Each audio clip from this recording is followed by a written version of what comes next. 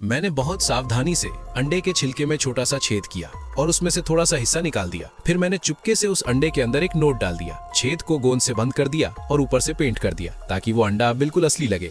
इसके बाद मैंने अपने टारगेट का इंतजार किया। तभी मुझे महसूस हुआ कि कोई मेरा पीछा कर रहा है। मैंने दिखावा किया कि मैं अखबार पढ़ रहा हूँ और मैंने देखा कि 2 एजेंट मुझ पर नजर रख रहे हैं।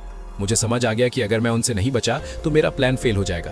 तभी वहां से एक भीड़ गुजरी और मैंने तुरंत अपना चश्मा उतारकर खुद को भीड़ में मिला लिया। एजेंट्स ने एक आदमी को पकड़ लिया, लेकिन वो गलत इंसान था। उनसे बचने के बाद मैं वापस लौट आया। फिर मैं एक महिला को देखता हूँ जो जेल में खाना देने जा रही थी और मैं उसके पास जाता हूँ। महिला हैरान हो जाती है।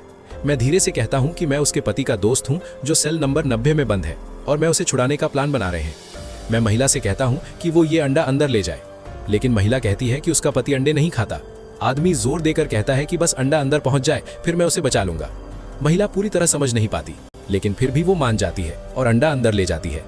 जब कैदी अंडा देखता है तो वो गुस्सा हो जाता है, क्योंकि उसे समझ नहीं आता कि उसकी पत्नी ने ये क्यों भेजा। लेकिन जैक की तेज समझ उसे बताती है कि इसमें कुछ गड़बड़ है। वो कहता है कि उसे अंडे पसंद है और वो उसे ध्यान से छीलता है। अंदर उसे एक छोटा सा नोट मिलता है जिस पर लिखा होता है, दीवार पर टैप करो और लोकेशन पता करो। जैक तुरंत समझ जाता है कि उसकी टीम उसे भागने में मदद कर रही है।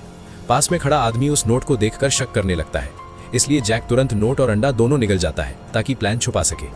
जब गार्ड की नजर नहीं होती तो जैक अपने जूते से दीवार पर एक टैप करना शुरू कर देता है।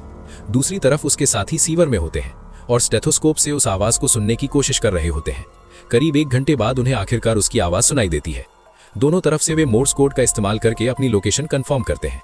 जब उन्हें पूरा यकीन हो जाता है तो टीम सही जगह पर विस्फोटक लगा देती है।